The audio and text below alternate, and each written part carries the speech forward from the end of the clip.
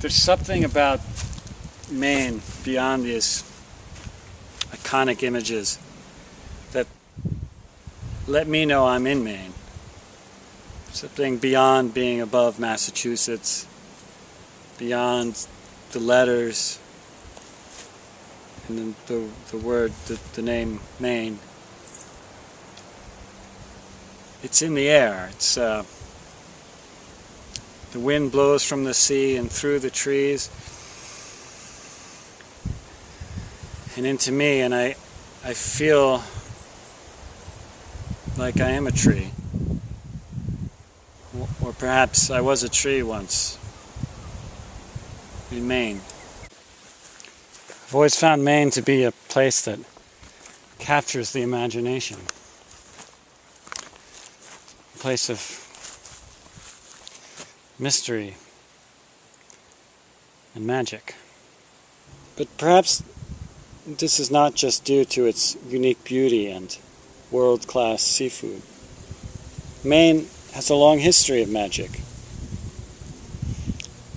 It was here that magic, as we know it today, and magic shows were born.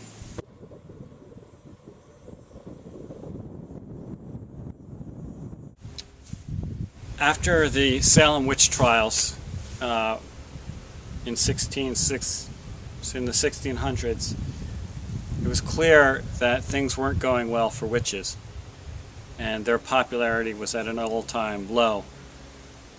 So, in order to survive, they began to emigrate northward to Maine.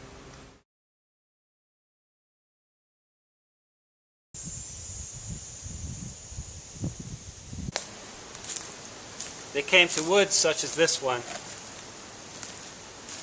where they could congregate free from those who didn't like witches.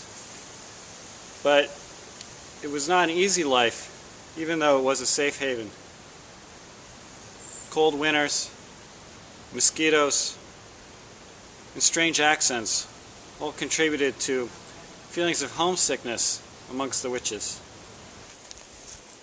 But they could not return to their homes without a major change. And so it was that these witches in exile made the decision to adjust their sorcery from something of fear to something of fun, and to name it magic.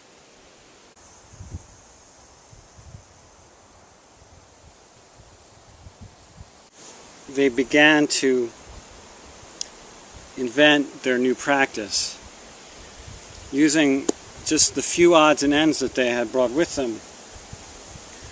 A deck of cards, a wand, a hat, and also incorporating aspects of their new surroundings. The fog, which of course would become smoke, and most famously the Maine hare, or rabbit, which instantly became the mainstay of their repertoire, especially as they would then give the rabbit to the audience for supper.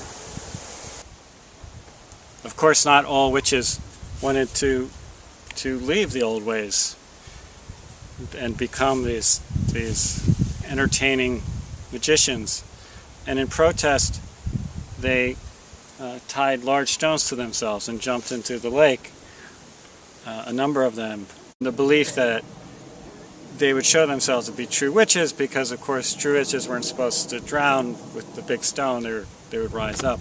But actually these witches drowned, and those on the fence began to feel magic really was the best way.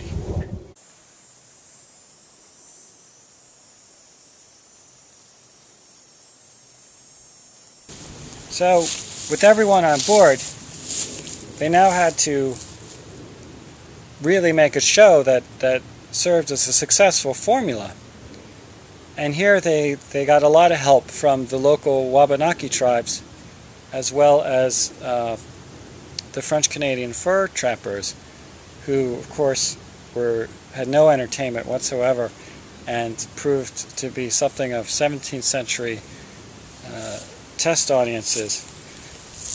And in fact, as with these audiences, they developed their show, and abracadabra is a local dialect in the Kennebec region. Anyway, abracadabra means, wow, that was really something. And so they came to Maine as witches and left Maine as magicians.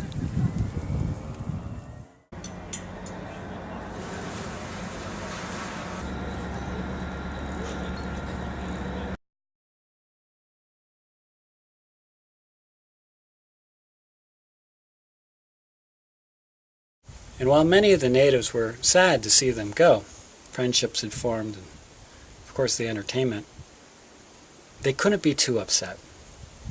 The magicians, as a final parting gift to their new friends,